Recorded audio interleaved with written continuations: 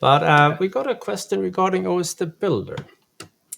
So it was more or less a follow-up to a blog post that I wrote, and we got this in through our community, but it was around removing apps from a Windows 11 image to basically remove components from the image so they don't have to be updated, reducing the attack surface, of course, also, and also removing some downloads to the device, because if it's not installed, well, don't need to update or download updates to it either.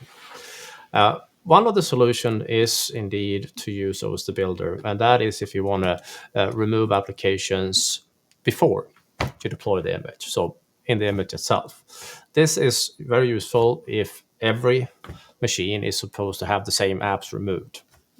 Brilliant idea to remove it before you even download the image itself. You don't save so much space because they're not very big, but you save a little bit, and it's better that than to install apps or have them removed after the fact. If you need to be more dynamic, I would rather recommend have a script to remove it in whatever deployment solution you're using, because then you can feed different lists for different countries, departments, whatever. But the question was in specific, okay, how would you do that through OSD Builder? What I do recommend regards to OSD Builder, I like to keep a separate VM around. And that VM has a snapshot. So I can always revert it back to a known state for that virtual machine. So I've been doing that. And I just installed the PowerShell module on that one, etc. So the blog post outlines pretty detailed what you need to do. Install these modules from the PowerShell gallery. Very straightforward.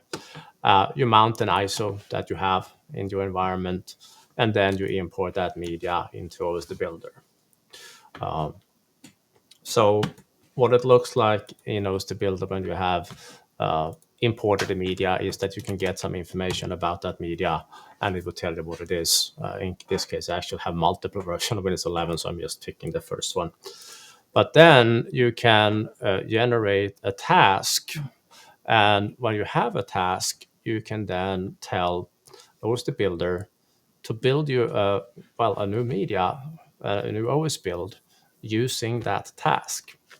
So if I go back to the blog post, this command here will create a new task. And when you do, you will get an option here, because I select remove app applications, you will get a list of the apps that are in that image. So you simply run that command, you get the window, you select the apps you don't want to have.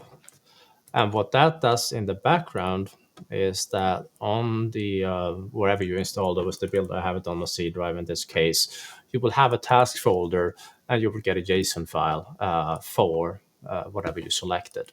So if I open up this one in Notepad, this one simply have a list of all the apps that I would like to remove from my image. And this is a well-vetted list of applications that I have here that works for pretty much every organization. These are what I consider safe to remove components from Windows. Enterprise friendly, I think that's the word. So you create that task, and then, as I showed you, you create an OS build, and you just reference that task. And then you take a really long coffee break, because it takes a while. At the bare minimum, the VM that you're using for this,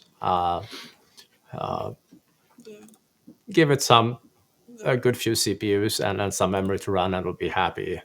But the thing is, these builds, even on what I would consider a decent workstation like this one here, it takes a good while to run it. There is really few things you can do to speed it up.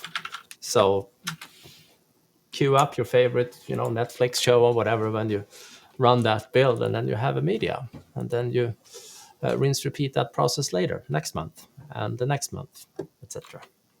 So that is, long story short, that's how you go through it. If I find the time, I will do a recording end to end, and I'll use some magic video editing to cut out the waits, because nobody wants to wait like 40 minutes to see a. It's fun, but it's not that fun while it's being built. So Marco, who posted the question, I hope this one helps a little bit there. Yeah,